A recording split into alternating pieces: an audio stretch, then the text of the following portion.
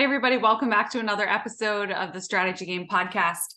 I'm your host, Lauren Shippey, and today we're going to be talking about what it looks like to see, hear, and know our neighbors. This is kind of a fun episode because it involves a little bit of our family adventures in different ways of loving our neighbors. And I think hopefully some of it will be inspiring for you all to create your own spaces where you're able to connect with your neighbors. And by that, it might not look like who's on your street, right? There's many different ways to define who our neighbor is, but those conversations and those connections can lead to just enjoying people, personal growth, even growth in our businesses. And I'll connect it all, as always, as we near the end of this episode. But when you think about your neighbors, what comes to mind? So maybe some of us, when we think of some of them, have a feeling of dread wash over us, or a great feeling, like they're friendly, they're cordial, they're always willing to help. You wave hello on your way to the mailbox, or working on, yard work on the weekends, you bump into them and have, small talk conversations, or maybe you head out down your driveway for a walk with the dogs in the morning with your coffee, and, you chat with your neighbors, and maybe you talk to them about some things that you don't even talk about with other people. Maybe it's kind of like deep in a way that sometimes surprises you, or maybe you just have great conversations, even if it's just a surface level conversation. There's something comforting about our neighbors. There's something comforting about that connection point that we automatically have built in because of the way our communities are built. And so we've got, if you think about this, neighborhoods all over the world, essentially, that are pockets of communities that are made up of people, random people that have decided to move in these places. And we can find sometimes the best unlikely friendships and relationships because of our neighborhood. So when we really zoom way out and we think about that, it's pretty cool to think that all over the world, there are pockets of communities of random people that have been brought together just because of where they live. And neighborhoods truly are part of the fabric of our everyday lives, right? Because we see these people almost every day. And I think when hard things happen or hard times come, you might think back to COVID times, things like that, we tend to lean in a little bit more. We tend to draw in a little closer. Our human instinct, our survival, our really survival method is to just pull in. And if we pull in geographically, our neighbors are on the radar, right? They're a part of that story. And so just a fun thing, some fun things that we've done just to connect with our neighbors that have been pretty cool.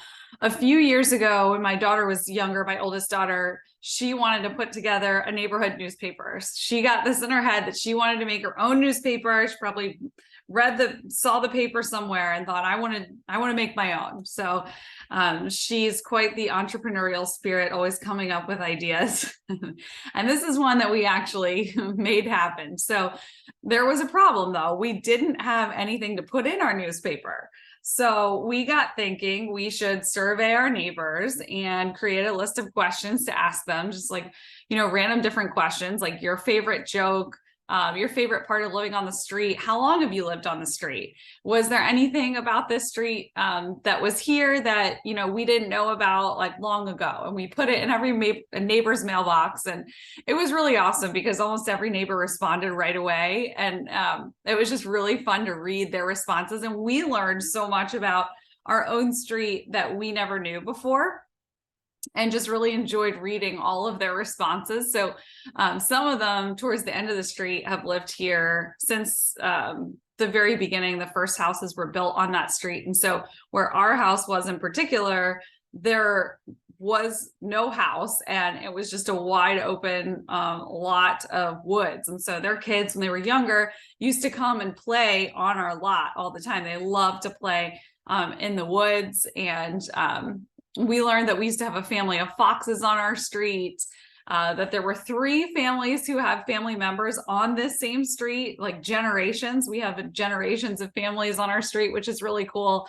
One of our neighbors was really fun and sent some jokes in to feature on the newspaper. And there were other things that we learned that were so much fun, but we designed it and compliments of Canva, printed it out on our printer and delivered it, special delivery. So both of my girls were the ones that labeled them, all of our neighbors. So we actually learned some of their names. We didn't know all of their names, but we got to know all of their names by doing this and put it in each of their mailboxes. And it was really cool. They loved it. A couple of them emailed me, texted me, saying just how fun that was. And they still bring it up. They joke around saying like, when is the next neighborhood newspaper coming out? So it was just a cool way to connect. And it wasn't my idea. It was just watching, a project come to life that, my daughter, it was her idea. And it was really neat because it brought people together and gave them some just even talking points in conversation when they saw each other out front. And the other thing that we have done is just once a year, our neighbors, we don't get together really regularly, life, everybody's schedules, all that stuff. Although I'm a huge proponent of, like, I know some neighbors have block parties and just Friday happy hours, whatever it is, but every year we just have everybody over in our backyard around the holidays. And it's just really great to connect. And we just learn more and more about our neighbors, which are so great. And so just all that to say, I think just reflecting on the fact that neighbors, whether they're just our actual neighbor or whether it's the people that you see every day, like if you think back to our episode on the slideshow of the people in our lives, this could be like your local barista. Maybe somebody at Starbucks makes your drink every morning. Maybe it's your gym, right? The people at your gym. Maybe it's the paper carrier or your mail man or woman. Mr. Patrick is ours. We love him. Every year we exchange Christmas cards, and he's so great. He's so cheerful. He's like one of the happiest people that I know, the most joy-filled people. And or Amazon delivery crew. Sometimes you have the same person on the same route every day, right? Who are those people that you see every single day because they're a part of your life and you're a part of theirs? And whether you realize it or not, you have an impact on them and you can have an impact on them. And that's really how we're all leaders. That's really, if you don't have an official title of any kind of leader, you do, because it's everybody around you that you encounter. It's your family, it's your friends, and it's your neighbors, whoever they are, right? So even if you don't know them that much, you might know something about them, like their coffee order or, their normal daily habits, or all of those things. And so it's comforting to recognize the steady presences that you have in your life and in your community, and that those people mean something to you. And I would just encourage you today just to recognize that and just let those people know. It can just be a smile or a wave or a, how are you doing? Or like an extra, you're taking note of, maybe their name or thanking them or whatever that looks like. I think it's really, really great when we can see, hear, and know our neighbors and those people, just the people around us, whoever's around us, because it makes life more meaningful. We have more meaningful connections throughout the day. It actually fuels us in our work, in our lives, in everything we do. So that the joy that we experience through just meaningful connections, and it doesn't have to mean a really deep conversation. It just has to mean just that moment where you see, know, or hear somebody and you feel the same, that fuels our lives and our businesses. And so just tying this back around to how this can impact us, too, even in life and work and all of that stuff. I mean, that's definitely one part of it. But the other part of it is just that you don't know what kind of unexpected conversations that you will have that might give you ideas for how you might do things differently. I think whenever we let ourselves be interrupted throughout the day by good things, good distractions, right? Like a small conversation with our neighbor, something of that nature, noticing something.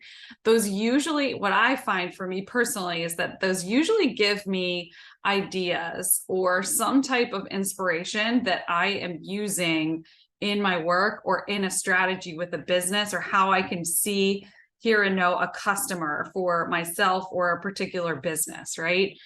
Or how I can see, hear, and know my family in a different way, or something that we, want to adopt as our custom in our home, or how we might do things. So don't discount the interactions with our neighbors.